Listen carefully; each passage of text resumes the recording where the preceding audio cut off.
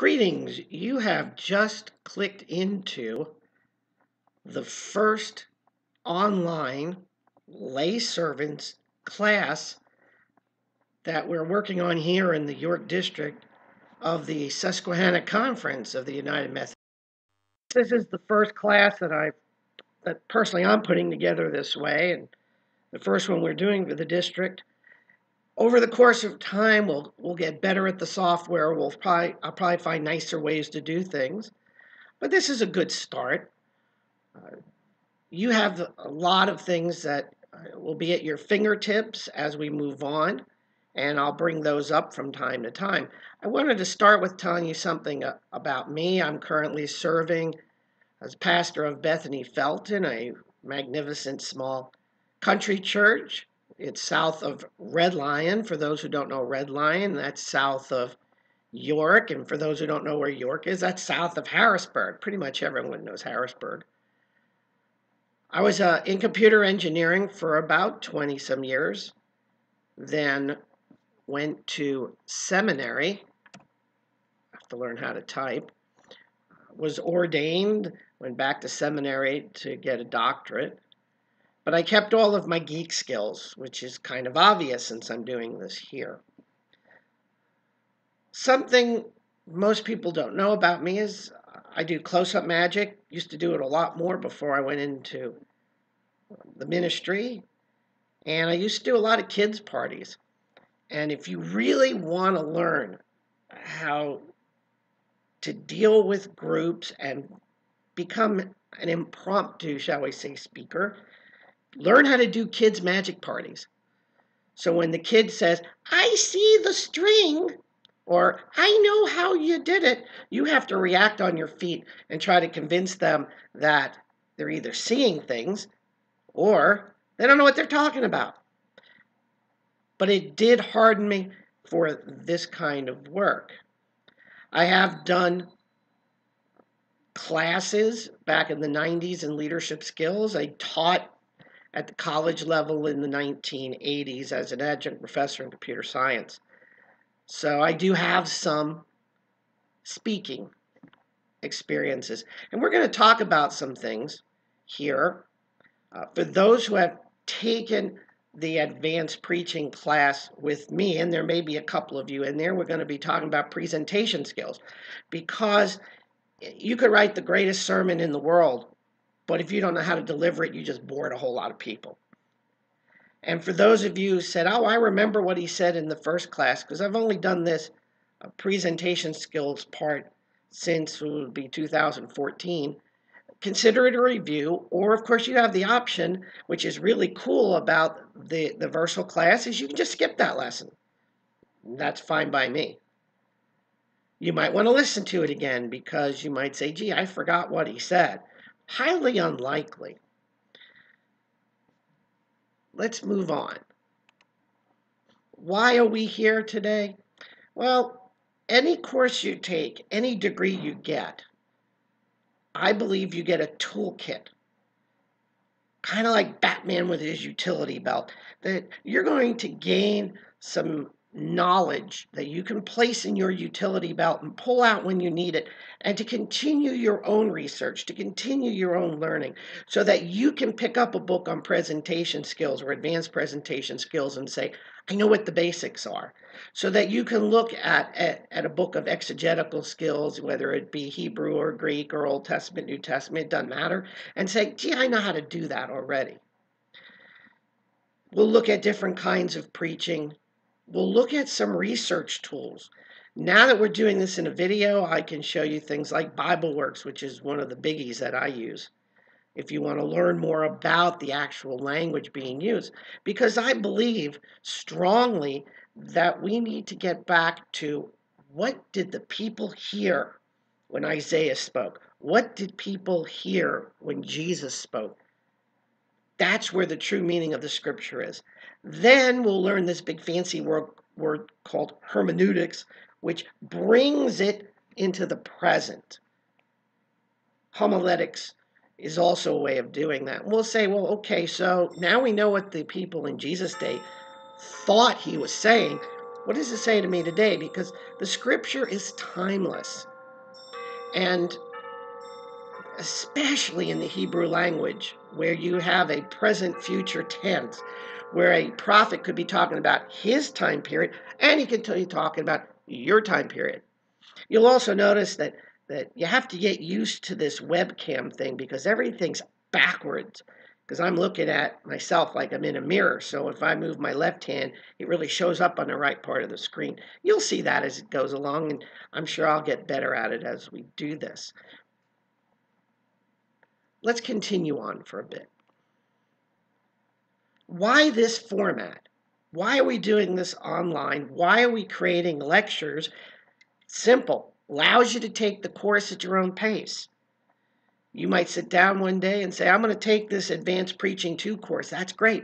But I'm only available here, here, here, and here. Or maybe I'm ready to sit down and do the course and something comes up. Family emergencies, or your kid shows up and says, let's go out and play some baseball. Whatever it is, take the course at your own pace. Also, wherever you're located, which means if you happen to be on a business trip, and I've done some of those, that can get really boring at times. Well, guess what? You could take this class, and you can review this lecture material anytime you want. Not bad. So long as you have the internet, you can do it. Even better. Probably, if you think hard enough, and I'm not going to tell you how to do this, if you want to know, you can write to me. You could download these lectures because I'm going to use YouTube. It's the best place to store this stuff. It also allows you to share this course with others in your congregation who are considering being lay servants. Home today, I don't have a professional studio. You probably can tell that. And that cuts down on our costs. And the guys who came walking down the stairs were doing some remodeling for me. They're doing a heck of a great job in there. So we'll ignore them when they go back and forth. Again, this is all part of our beta test. Let's see. Will there be online discussion groups?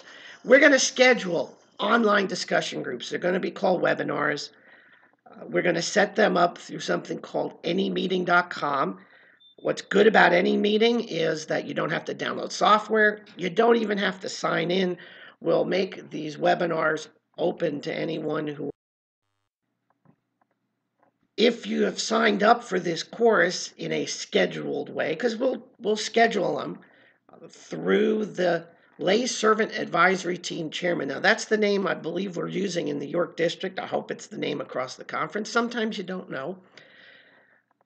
But we can also schedule other times during the year for these classes to have online discussions, and hopefully we get some people in it.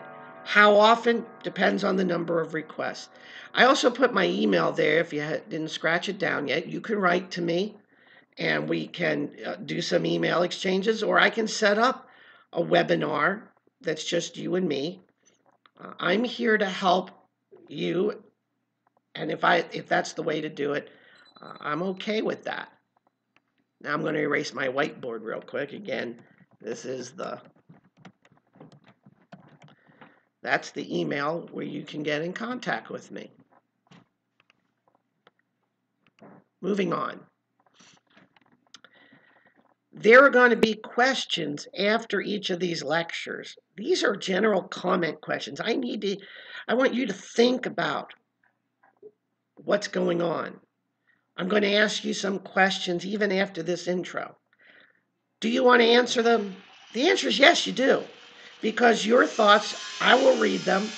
And if you're asking me for comments, or I think some comments might be helpful, or reference material, or websites and things like that, I'll send them to you. Now, an important thing to bear in mind is your ideas that you're going to be sending me through these questions, making you think, I hope. You have to allow me to add them to the class anytime. Now, I know what I have typed up here, and I was thinking about it. If we were in a general discussion group, if you said something, it would be pretty much open to all the people. If you want to share thoughts or ask questions and you do not want it to be put on the class, what I'm saying here is, well, then don't share them. I'm going to think twice about that and say that if you want that done, then you make the first sentence of your answers, and you want it to say, please do not share this with the classes. Don't incorporate them. And I'll honor that. But you have to make sure you do that. And make sure you make it bold if you have to. Make it nice and clear so I can't miss it. But I encourage you to share your thoughts. Don't put anything down as an answer or a thought that you think would be insulting to anyone. Don't use names. That's Frank. Say hi to Frank. Hey, guys. Oh, we don't mind, Frank. And remember, Jesus said when 2 or 3 are together, he'll be in the midst of us. Hey, that means virtually too, because he didn't know about virtual communities. And those who take this class and share in this class, that come back and look at new comments and ideas that have been added, will be saying, wow, we're a virtual community. Isn't that what Facebook and Twitter is all about? I sure think so. So again, if you don't want your material added, please think about it and say, yeah, I really do. You could put something like, don't add my answers or comments to the class. And you might even want to bold it. I mean, if I were you, I'm not sure if you can do bolding and all that, but I'd want to do that pretty much. Don't send a separate email, because I'm not going to be able to keep 2 and 2 together. I'm expecting to be doing a lot more classes than this. Okay. As I mentioned, from time to time, there'll be updates to the class as people add stuff. I need your answers. I need your thoughts to add into this class to make it better for the next person. One of the questions I'm going to ask you to fill out when we're done listening to this part of the lecture is going to be, what do you like about preaching and what don't? Good ones, bad ones, in between. We want to share all that information because you have quite a bit of the answers in your own head. You've experienced good preaching and bad preaching, and we want to be able to share it with others.